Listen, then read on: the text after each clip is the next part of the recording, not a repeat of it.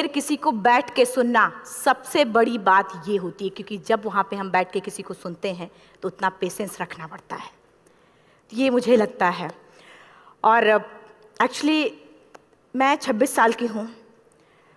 2011 में चलती ट्रेन से मुझे कुछ बदमाशों ने, मैं वॉलीबॉल चैंपियन भी रह चुकी हूँ, 2011 में चलती ट्रेन से मुझे बदमाशों ने एक गोल्ड चेन पहनी थी, चलती ट्रेन से मुझे उठा के बाहर फेंक दिया था। लखनऊ से दिल्ली आ रही थी मैं। कंपार्टमेंट में बहुत सारे, जनरल कंपार्टमेंट था, बहुत सारे लोग थे, किसी ने मना नहीं किया। एक प्लेयर का जो स्पिरिट होता है वो अपने आप, जब कोई छीनने की कोशिश करता कुछ भी, वो देता नहीं है।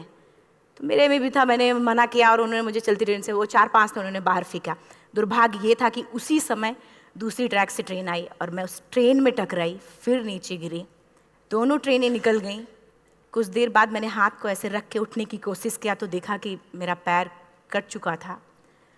थाई को उठा के देखा, मेरा पैर ऐसे जीन्स में लटका हुआ था, ब्लड फोर्सफुली निकल रहा, दूसरे पैर की हड्डियाँ टूट टूट के बाहर निकल चुकी थी। पूरी रात मैं चिल्लाती रही ट्रैक पे, छोटे छोटे पत्थर होते ऐसे चिल्लाती रही कि कोई बचा ले, कोई नहीं आया बचाने। और जब पूरी रात चिल्लाते चिल्लाते इतना कि मुझे दिखाई भी देना बंद हो गया। जब ट्रेन आता था तो वाइब्रेट होता था। इतना ही नहीं, फ्री का इनविटेशन भी लोगों को मिल गया था, कुछ लोगों को। ट्रैक पे आपने ट्रेन की ट्रैक पे छोटे छोटे चूहे देखे होंगे, मेरे कटे हुए पैर पे आग के मेरे पैर कुतर रहे थे। मैं ब्रेन कॉन्शियस मेरा पूरा काम कर रहा था मेरे, लेकिन बॉडी में कोई भी मूवमेंट नहीं था। पूरे पल में वही चीज़ें सोच कि कैसे मैं अपने आप को कैसे बचा पाऊँ। लेकिन करीब पूरी रात ऐसे बीता। सुबह गांव वालों ने मुझे बरेली डिस्ट्रिक्ट हॉस्पिटल यूपी में है, वहाँ पे हुआ था ये। सुबह गांव वालों ने मुझे उठाया, डिस्ट्रिक्ट हॉस्पिटल ले जाके रखा। तो फार्मासिस्ट, डॉक्टर, सीएम, जितने लोग थे आपस में बातें कर रहे, अरे हमारे पास तो एनेस्थीसिया नहीं है, ब्लड नहीं है, इसका इलाज शुरू करें तो हम कैसे करें। मुझे भी नहीं दिखाई तो नहीं, लेकिन मेरा सुनाई दे रहा था सब कुछ वहाँ पे। कहाँ से हिम्मत आई मुझ में, मुझे भी नहीं पता। मैंने बोला वहाँ पे कि सर जब मेरा पूरा पैर कटा, तब मैंने इतनी देर रेलवे ट्रैक पे थी, मैं उस चीज़ को बर्दाश्त किया, तो अभी तो आप मेरे अच्छे के लिए मेरे पैर काटेंगे। शायद आपको यकीन नहीं होगा, या फिर कभी आप लोगों ने ये चीज़ नहीं देखी, कोई डॉक्टर या फार्मासिस्ट अपना ब्लड दे के किसी पेशेंट को बचाया। मेरी इस बात को सुनने के बाद वहाँ के डॉक्टर और फार्मासिस्ट दोनों ने एक एक यूनिट ब्लड दिया और मेरे पैर को बिना एनेस्थीसिया अलग कर दिया गया। आज भी मैं उस दर्द को महसूस करती हूँ। जब भी मैं जब बोलती हूँ तब मैं वो चीज़ें महसूस करती हूँ। उसके बाद जब बात मीडिया में आई, लोगों को पता चला कि रिमा नेशनल प्लेयर है, KGMC king George medical college Lucknow में एडमिट करा, लखनऊ से फिर sport minister, AIIMS trauma centre Delhi. तब तक सब ठीक ठाक चल रहा था, प्लेयर होने की वजह से अच्छा ट्रीटमेंट मिलना शुरू हुआ। करीब 4 महीने मैं एम्स में रही। एम्स में रहने के बाद जब मैं थोड़ा ठीक हुई, करीब 25 दिन बाद जब ठीक हुई, न्यूज़पेपर में गोल गोल लिख के आ रहे कि अरुणिमा के पास टिकट नहीं था, अरुणिमा ट्रेन से कूद गई। उसका खंडन किया घर वालों ने, फिर बोला कि अरुणिमा सुसाइड करने गई थी। जिस लड़की का शरीर का एक अंग कट चुका, पूरी जिंदगी का पता नहीं कि व्हील चेयर है, बैसाखी या पता, यहाँ तक कि मेरे स्पाइन में 3 फ्रैक्चर था, मुझे ये भी नहीं पता था कि मैं बेड से उठ भी पाऊंगी कि नहीं। अंदाजा लगाया जा सकता, सिर्फ अंदाजा लगाया जा सकता है कि उसकी दिलो दिमाग पे क्या चल रहा होगा, उस परिवार की क्या स्थिति रही होगी जब जिस परिवार की एक यंग एज लड़की का इस तरीके का सिचुएशन हुआ हो। फिर भी कहते हैं कि जहाँ चाह होती वहाँ राह मिली जाती है। एम्स के हॉस्पिटल के बेड पे मैंने डिसाइड किया, क्योंकि अपनी बातें हम चिल्ला चिल्ला के करें, वो सिस्टम की इतनी हाई लेवल की बातें हो रही थी कि हम एक मध्यम वर्गीय फैमिली से थे, हम अपनी बातें चिल्ला चिल्ला के कह रहे थे, लेकिन कोई नहीं सुन रहा था। लेकिन कहते हैं मैंने अपने दिल, दिमाग, अंतरात्मा से ये चीज़ सोच लिया कि ठीक है, आज आपका दिन है, जितना चाहो बोल लो, एक दिन तो मेरा दिन आने वाला, मैं प्रूफ कर दूंगी कि मैं क्या हूँ, मैं क्या थी, ये मैं प्रूफ कर दूंगी। हॉस्पिटल के बेड पे डिसाइड किया वॉलीबॉल लाइफ का सबसे टफ गेम करना है, तब मैंने माउंटेनिंग चुना। जब मैंने माउंटेनिंग कहने और करने में बहुत फ़र्क होता है। जब मैंने माउंटेनिंग की बात सोची और लोगों के सामने, सबसे बड़ी चीज़ थी सही गाइडेंस में ट्रेनिंग लेना, दूसरा स्पॉन्सरशिप। इतना बड़ा एक साथ तो मैंने 40 से 50 लाख मैंने वाकई में कभी नहीं देखे थे पहले। मेरे लिए बहुत बड़ी चीज़ थी वो इकट्ठा कर पाना। जब मैंने लोगों के सामने रखा कि मैं माउंटेनिंग करना चाहती हूँ, एवरेस्ट के लिए मुझे ट्राई करना है, हर किसी ने मुझे बोला कि क्या है, पागल हो चुकी हो क्या, तुम्हारा दिमाग खराब हो चुका, तुम कभी नहीं कर सकती माउंटेनिंग। एक पैर आर्टिफिशियल है, दूसरे में रॉड है, और तुम्हारा दिमाग खराब है, स्पाइन में भी फ्रैक्चर है, तुम पागल होगे, चुपचाप कोई नौकरी करो, जीवन यापन करो। क्योंकि लोगों का सबसे बड़ा प्रॉब्लम ये होता, लोग फिजिकल देखते, पैरों को मेरी अंतरात्मा में क्या चल रहा था वो तो किसी को पता ही नहीं था। मुझे लगता है कि आज यहाँ पे मैं भी सुबह से देख रही हूँ, इतने अच्छी अच्छी चीज़ें मैंने सीखी यहाँ पे। बहुत बड़े बड़े स्पीकर को शायद आप लोगों ने भी सुना, आज मैं भी आपको यहाँ पे कि चाहे जितना मोटिवेट करूँ, चाहे जितना चीज़ें मैं बताऊँ, लेकिन मुझे लगता है सबसे बड़ा मोटिवेटर कौन होता, आप खुद। जिस दिन किसी भी लक्ष्य के प्रति आपकी अंतरात्मा जाग गई, आपको कोई नहीं रोक सकता उस लक्ष्य को पाने में। ये मैं किताब से बातें नहीं बोल रही हूँ, ये मैं एक एक पल मैंने मैं कोई भी किताब की बातें नहीं, एक एक पल आज जो मेरा 26 साल का एक्सपीरियंस है वो मैं बता रही हूँ सिर्फ आपको। उसके बाद किसी तरीके से मैनेज किया मैंने। भाई साहब, मेरा परिवार मेरा बैकबोन था। परिवार ने मुझे, भाई साहब ने मुझे कहा कि मैडम बछेंद्री पाल जिन्होंने 1984 में एवरेस्ट समिट किया, उनसे मिलते हैं, वो जरूर कुछ ना कुछ करेंगे। हॉस्पिटल से निकलने के बाद मेरे राइट लेग में स्टिचेस लगी थी। मैंने डायरेक्टली घर जाने की बजाय, जब लोग ये सोचते हैं कि मुझे अपना जीवन यापन कैसे करना है, जब लोग ये सोचते हैं कि मुझे अपनी ज़िंदगी के, मेरे दिमाग में सिर्फ 2 चीज़ें चल रही थी, मुझे इनका जवाब कैसे देना है और एवरेस्ट समिट कैसे करना है।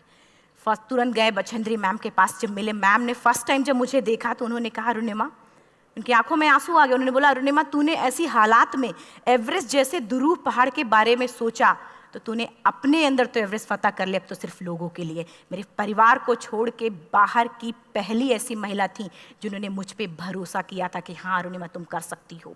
मेरे लिए वही बहुत बड़ी चीज़ थी। प्लानिंग भी कर ली, मैम भी मिल गई, सब हो गया। लेकिन जब उतरते हैं फील्ड में तब पता चलता कि हम क्या हैं। रोड हेड से मैं पहुंच गई। मैडम ने कहा कि ठीक है, तुम्हारे कहने, तुम्हारे सोचने से कुछ नहीं होगा, अरुणिमा प्रूफ करो कि कर सकती हो। मैंने कहा बस एक मौका चाहिए मुझे। वाकई में जब मैं माउंटेन में पहुंची, रोड हेड से बेस कैंप लोगों को 2 मिनट लगता था, मुझे 3-3 घंटे लगते थे, क्योंकि मेरे राइट लेग की हड्डियां भी नहीं जुड़ी थी। लेफ्ट मेरा आर्टिफिशियल लग चुका था, लेकिन स्टंप एकदम रेड, उसका मतलब घाव एकदम नए थे। मैं अगर पैर रखती थी तो मेरे पैर से जोर से अगर दबा देती थी तो पैर से मेरे ब्लड आने लगता था। सारे लोग नॉर्मल थे वहाँ पे। हर कोई ये बोलता कि एक पीक के लिए जाते थे तो हर कोई मुझे ये बोलता कि अरुणिमा तुम धीरे धीरे आओ। मेरे दिमाग में हर बार यही बात चलती थी कि क्या है, मैंने एवरेस्ट का प्लान किया, मैं इनके बराबर भी नहीं चल पा रही हूँ। खुद से संकल्प लिया कि कोई बात नहीं, एक दिन ऐसा आएगा कि मैं इनसे पहले जाऊँगी। और आपको शायद यकीन ना हो, आने वाले 8 महीने बाद पूरा का पूरा वेट उठा के बेस कैंप से साथ निकलते और टॉप पे पहले पहुंचते। ऐसे करके देखते थे कि अरे ये लोग तो पीछे। खुशी होती थी। उससे भी ज़्यादा मुझे खुशी तब होना शुरू हुआ जब वो सारे लोग आके मुझसे ये पूछते, मैडम खाते क्या हो, बता दो, पैर नहीं है फिर भी कैसे चलते हो। उसके बाद पूरा मुझे स्पॉन्सरशिप मिला। मैं जब एवरेस्ट के लिए गई, मेरे लिए सबसे बड़ा, एवरेस्ट की जर्नी में मेरे सबसे बड़ा चैलेंज यही था कि दूसरे को समझा पाना। मैं नहीं समझा पाती कि भाई मैं कर सकती हूँ। जब मैं एवरेस्ट के लिए, शेरपा होता, शेरपा को जब ये बात पता चला कि मेरा प्रोस्थेटिक लेग है, आर्टिफिशियल लेग है, दूसरे में रॉड, बोला नहीं ले जा सकता, इसकी वजह से तो मेरी भी जान जाएगी। मैडम ने, हमने सबने कन्विंस किया किसी तरीके से। मन वाकई में जो टीवी में हम और उसमें फोटोज़ में देखते हैं, ब्लू और ग्रीन आइस, हिला देने वाला होता। जितना सुंदर दिखता उतना ही हिला देने वाला होता। जब मैं, हमारे ग्रुप में 6 लोग थे, रॉकी एरिया तक मैं सबसे पहले थी, लेकिन जैसे ही मैं ग्रीन और ब्लू आइस में गई, मेरा आर्टिफिशियल लेग स्लिप कर जाता था।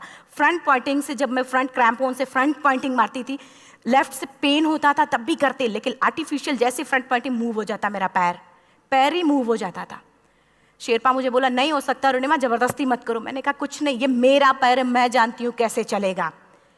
फाइनली 1, 2 बार, 3 बार करने, 4 बार, 5 बार होल हो जाता था। आइस थोड़ा टूट के निकलता था तो मैं वहाँ पैर रख के जाती थी। कैंप 3 तक ठीक था, प्रॉपर एक्लेमेटाइज किया अपने आप। कैंप 3 तक जनरली गए। बात जब कैंप 3 के ऊपर की होती है, साउथ कोल समिट, अच्छे माउंटेनियर, अच्छे दिलेर के हौसले धरे के धरे तब रह जाते हैं जब अपनी आंखों के सामने किसी को मरता देखता है, और दिमाग में बात, जब जिसको डिसीजन मेकिंग, और जब दिमाग में बातें जब ये आने लगती हैं कि अरे जिस चीज़ के लिए हम जा रहे हैं उसी चीज़ के लिए आदमी मर रहा है, इसी चीज़ के लोग लिए मर चुके हैं। रात में क्लाइंबिंग, ज़्यादा से ज़्यादा माउंटेनिंग रात में की जाती है क्योंकि वेदर शांत होता है। जब मैं रात में निकली साउथ कोल से, कैंप 4 से, मेरी हेडलाइट जिधर ही हेडलाइट जा रही थी उधर ही डेड बॉडीज़ मुझे नज़र आ रही थी। मेरे रोंगटे खड़े हो रहे थे, मुझे समझ में नहीं आ रहा था कि मैं करूं तो क्या करूं। इतना ही नहीं, मैं जिस रोप में थी उसी रोप में जब मैं आगे जा रही हूँ और एक बांग्लादेशी, उनका हाथ हल्का हल्का ऐसे हिल रहा, मुंह से आवाज़ आ रही थी। मैं एक्सप्लेन नहीं कर सकती मुझे कितना डर लग रहा था। बार बार ये बार बार मन में आती, इसका ऑक्सीजन खत्म हुआ है, ये मर चुका है लास्ट सिचुएशन में, और हम कुछ नहीं कर पा रहे हैं, क्या करें।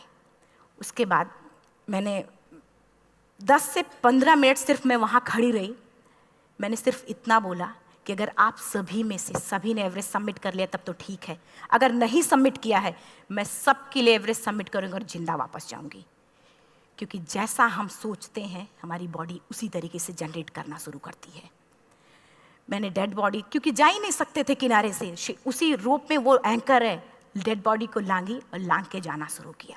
हिलेरी स्टेप साउथ समिट के करीब जब मैं खुद पहुंची, मेरे शेरपा ने एक जोर से झटका मुझे दिया कि अरुणिमा वापस चलो, तुम्हारा ऑक्सीजन खत्म हो रहा है। हिलेरी स्टेप के बाद एवरेस्ट समिट है, थोड़ा चलने के बाद एवरेस्ट समिट है। अगर कोई आपसे ये बोले, आप अपने टारगेट के इतने करीब हो, अगर कोई आपसे ये बोले कि अरुणिमा वापस चलो, कैसा लगता है? मैंने भी यही बोला, सर क्या बोल रहे हो आप, मैं नहीं जाऊंगी वापस। बोला अरुणिमा जिंदगी रही, दोबारा ट्राई करना और एवरेस्ट समिट हो जाएगा दोबारा तुम्हारा। मैंने कहा नहीं, ये आप जिंदगी में गोल्ड चांस बार बार नहीं आते, लाइफ में कभी कभी आता है, ये आपके ऊपर आता, आप उसको पकड़ के रखते हो या फिर छोड़ देते हो। मैं अपना गोल्ड चांस कभी नहीं, क्योंकि मैं जान रही थी मुझे स्पॉन्सरशिप बहुत मुश्किल से मिला, एक बार अगर मैं छोड़ देती दोबारा मुझे कभी नहीं मिलता। मैं बहुत अच्छी तरीके से जानती थी। मेरा फाइनली मुझे बछेंद्री मैम ने भी एक बार बात समझाई थी, मेरी माँ ने मुझे एक बात बताया था कि लाइफ में कभी कभी सिचुएशन ऐसी आती है जब सिर्फ आप अकेले होते हो, डिसीजन सिर्फ आपको लेना होता है। जहाँ पे भी होना, खड़े होकर हल्का सा पीछे मुड़कर देखना और ये सोचना कि आप एक एक कदम चल के यहाँ तक पहुँचे हो, सिर्फ अपना एक कदम आगे बढ़ाना, तुम देखना कुछ देर बाद तुम टॉप पे होगी। मेरे दिमाग में उनकी बातें वीडियो की तरह चल रही थी और सिर्फ एवरेस्ट का टॉप चल रहा था। मैंने शेरपा को पहले कन्विंस करने की कोशिश की कि भाई चल, कुछ नहीं होगा भाई चल। फाइनली जब वो नहीं माना, मैंने एक कदम आगे बढ़ाया, डिसीजन लिया कि नहीं जाना ही जाना है। आगे बढ़े, करीब 1 से 1.5 घंटे बाद मैं टॉप पे थी। और इतना ही नहीं, आज भी मैं जितनी बार बोलती हूँ उतनी बार मैं महसूस करती हूँ, मेरे रोंगटे खड़े हो जाते हैं, मेरा दोनों हाथ ऊपर करके जोर जोर चिल्लाने का मन कर रहा, इतनी जोर से चिल्लाऊं कि सबको बता दूं कि आज मैं टॉप ऑफ द वर्ल्ड पे हूं।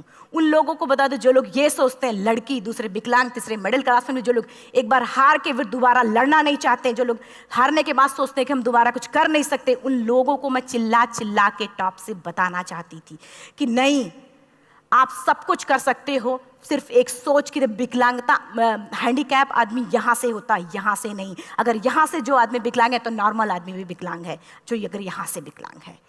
चिल्ला चिल्ला के मैं बताना चाहती थी। मैंने शेरपा से कहा कि आप एक फ़ोटो खींच लो, क्योंकि सारे लोग फ़ोटो, अपना नेशनल फ्लैग का जो वैल्यू होती है ना, वो जो हम कहीं बाहर होते हैं तो पता चलता है। मुझे भी बहुत खुशी हो रही थी, फ्लैग को हग किया और बोला फ़ोटो खींचो। बोला पागल हो गई है, तेरा ऑक्सीजन कभी भी ख़त्म हो जाएगा, नीचे चल। नहीं, फ़ोटो खींच लो। फ़ोटो खींचा उसने। वो तो अगली बार इतना तेज गुस्सा हुआ, मैंने उसको बोला कि भाई वीडियो भी बना ले। 8848 की हाइट पे ऑक्सीजन खत्म हो रहा है, आज हम भी हंस रहे हैं आप लोगों के साथ क्योंकि यहाँ पूरा ऑक्सीजन है। और 8848 की हाइट पे जब मुझे शेरपा, कोई भी शेरपा को बोलेगा भाई वीडियो बना, तो परेशान हो जाएगा, पागल हो चुकी, कि तुम मर जाए यहाँ, मैं जा रहा हूँ नीचे। मैंने कहा नहीं, कुछ नहीं होगा, आप बनाओ वीडियो। किसी तरीके से मैं 4-5 पेयर बैटरी रख के लेके गई कि डिस्पोजल कैमरा, एक अलग कैमरा, कि मतलब एक नहीं काम करेगा तो दूसरा करेगा, प्रॉपर प्लानिंग से। शायद आप लोग भी सोचो कि वाकई में लड़की को इतना बड़ा रिस्क लेने की क्या जरूरत थी, कि जिंदगी कभी भी जा सकती थी इसकी। लेकिन मैंने वो रिस्क लिया क्यों?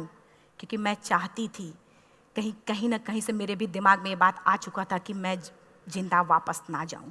मैं चाहती थी कि अगर मैं जिंदा ना जाऊं तो ये वीडियो मेरे इंडिया शेरपा से मैंने यही बात बोली, ये वीडियो अगर मैं जिंदा नहीं जाती हूँ, ये वीडियो मेरे इंडिया पहुँचा देना, मेरे यूथ तक चला जाएगा। क्योंकि मैं चाहती थी कि 11 अप्रैल 2011 को मेरा एक्सीडेंट हुआ, 21 मई 2013 10:55 पे मैं टॉप ऑफ द वर्ल्ड पे थी। ऑलमोस्ट 1 से 2 साल के अंदर कैसे यहाँ से मैंने ये चीज़, मैंने कभी भी कामयाब होने के, मेरी वो जिंदगी बन चुकी थी, मेरा जुनून बन चुका था, मेरा पैशन मेरा जिद बन चुका था। वो मेरा सोते उठते बैठते सिर्फ मुझे एवरेस्ट दिखाई जाए। और मुझे लगता है किसी को भी अगर अपना लक्ष्य पाना है, यहाँ से अगर वो पागलपन जब तक नहीं आएगा तब तक नहीं होगा। वो फाइनली उसने वीडियो बनाया। आप बोल रहे फटाफट अरुणिमा नीचे भागो। जब मैं टॉप पे थी तो कुछ लोग और भी थे, लेकिन 10:55 पे मैंने एवरेस्ट समिट, 11 बजे के बाद अगर कोई अटैम्प्ट करने की कोशिश करता है उसको सुसाइड अटैम्प्ट बोलते हैं। जैसे ही मैं नीचे चलना शुरू की, मैंने कहा भाई हाँ चल नीचे चलते हैं। ज़्यादा से ज़्यादा मौतें नीचे आते वक्त होती हैं एवरेस्ट पे। जब मैं नीचे आ रही हूँ, थोड़ा दूर ही मैं नीचे चली थी, मेरा ऑक्सीजन पूरी तरीके से ख़त्म। सिर्फ अंदाज़ा लगाया सकता है कि जब ऑक्सीजन ख़त्म हुआ क्या परिस्थिति रही होगी। मैं ऐसे नीचे गिर गई और शेरपा मुझे बोला कि अरुणिमा मुझे यकीन नहीं था कि तू एवरेस्ट समिट कर पाएगी, लेकिन फिर भी तूने किया। मैं चाहता हूँ कि अरुणिमा जिंदा चल, तू वापस उठ, खड़ी हो। मुझे खड़ा करने की वो कोशिश कर रहा था बार बार, मैं खड़ी नहीं हो पा रही थी, वाकई में दम ही नहीं था। लेकिन फिर भी कहते हैं कि जैसे हमारे नियम होते हैं वैसे ऊपर वाले के भी नियम हैं। उसकी लिस्ट में जब मेरा नाम नहीं है तो वो मुझे नहीं ले जा सकता। अगर दूसरी चीज़, मेरा कॉन्सेप्ट एकदम क्लियर हो चुका था। जब रेलवे ट्रैक पे मैं थी, रेलवे ट्रैक पे 7 घंटे में पड़ी थी, 49 ट्रेन अप डाउन हुई थी, तो मेरा कॉन्सेप्ट एकदम क्लियर हो चुका था। इसका मतलब है कि ऊपर वाले ने अगर मुझे कुछ बचाया है तो कुछ ना कुछ इतिहास रचने के लिए बचाया है। मैंने पॉजिटिव तरीके से सोचा। और उसी समय एक ब्रिटिश क्लाइंबर नीचे से ऊपर आ रहा था और उसके पास 2 ऑक्सीजन, तो उसने एक को वहीं फेंका और दूसरे को लेके नीचे जाना शुरू किया क्योंकि वेदर ख़राब था। मेरा शेरपा मुझे एंकर किया और जाने लगा नीचे, और वो फटाफट उसको लेके आए, मुझे लगाया। उसने बोला अरुणिमा तू बहुत लकी है कि तुझे यहाँ पे ऑक्सीजन मिला है। वाकई में ऊपर वाला भी चाहता है कि तू जिंदा रहे। वो मुझे बार बार लकी लकी बोल रहा था। शायद आप लोग में से भी कोई होगा कि जो लक और भाग्य जैसी चीज़ों पे यकीन करता हो, या पता नहीं भी। मैं किसी की भावनाओं को ठेस नहीं पहुंचाना चाहती, लेकिन मैं इन किसी भी चीज़ों पे भरोसा नहीं करती, क्योंकि मेरा मानना है कि लक भी उसी का साथ देता है जिसके अंदर जीतने का जज्बा है। अगर आपके अंदर जीतने का जज्बा नहीं है, चारों तरफ सिर्फ बहाने होते हैं, सिर्फ बहाने, इतना सारा एक्सक्यूज़ होता है। शायद मैं भी अगर वापस आ गई होती तो मैं बोल देती मेरा ऑक्सीजन खत्म है, कोई मुझसे पूछने ना बछेंद्री मन, ना मेरा परिवार, कोई भी मुझे पूछने नहीं आता। लेकिन क्या कभी मैं अपने आप को समझा पाती? कभी नहीं। फाइनली जो भी था, लक भाग्य किस्मत में नीचे आ रही थी, बहुत खुश थी। माउंटेन, डेड बॉडीज, मेरा शेरपा, ये लोग थे। मैं किसी से शेयर भी नहीं कर पा रही थी कि अरे मैंने एवरेस्ट सबमिट किया, किसी से शेयर भी नहीं कर पा रहे थे। फटाफट मैंने नीचे हील मार के, हमारे से हील मार के नीचे आ रहे थे। एकाएक मेरा प्रोस्थेटिक लेग, पूरा का पूरा लेग ही निकल गया। -60 डिग्री तक टेम्परेचर डाउन हो जाता है एवरेस्ट पे। मेरा हाथ वगैरह ये सब ऐसे मूवमेंट, ऐसे मुड़ नहीं रहा था, ब्लड निकलने लगा था, ये सब यहाँ था। मुझे शेरपा से मैं बोल रही हूँ कि ऑलरेडी मेरा पैर कटा हुआ है, अगर दिमाग में ये बात है कि मेरा हाथ भी काटना पड़ेगा, कैसा लगेगा मेरा दिमाग। क्योंकि ये ऐसा मूवमेंट, रेड 3 स्टेज होती हैं। रेड मेरा हो चुका था, रेड, ब्लैक, ब्लू, ब्लैक हो तो काटना पड़ेगा। तो बार बार मैं बोल रही हूँ शेरपा से कि भाई हाथ मेरा कुछ हो रहा है, इसमें मूवमेंट नहीं हो रहा है, यहाँ सबसे ब्लड हो रहा है। बोला अरुणिमा कुछ नहीं, जितना नीचे जाएंगे उतना अच्छा होगा। प्रोस्थेटिक लेग मेरा निकल चुका है, मैं रुकी हूँ, मेरा ऑक्सीजन चल रहा, बड़े मुश्किल से लक भाग्य किस्मत जो भी था मुझे मिला था। शेरपा मेरे आगे है, लास्ट मोमेंट तक वो मुझे बोलेगा, अगर वो मैं नहीं चलती वो मुझे छोड़ के चला जाए। गलती उसकी भी नहीं होती, क्योंकि वो क्या करे, क्लाइंबर की वजह से या तो अपनी जान वो भी दी, गलती उसकी भी नहीं है। लास्ट में मेरी आंखों से आंसू निकलने लगा। मैंने सोचा क्या करूँ अब, रोने अपने आप आंसू ने कहीं ना कहीं से आ ही जाता है। दूसरे पल मुझे समझ में आ गया कि रोने धोने से कुछ नहीं होगा। मैंने आंसू को पोंछा और रोप, जो मेरी रोप थी, रोप को पकड़ा, दूसरे हाथ से आर्टिफिशियल लेग को, पैर को घसीट के चलना शुरू हो गया, क्योंकि मेरे पास यही था। ये तो दूसरा था, गिव अप कर दो ही चीज़ थी। पैर को घसीट चलना शुरू हुआ। कुछ दूर नीचे चलने के आने के बाद रॉक था, उसमें घुसे, पैर को खोला, सही किया, फिर नीचे चलना।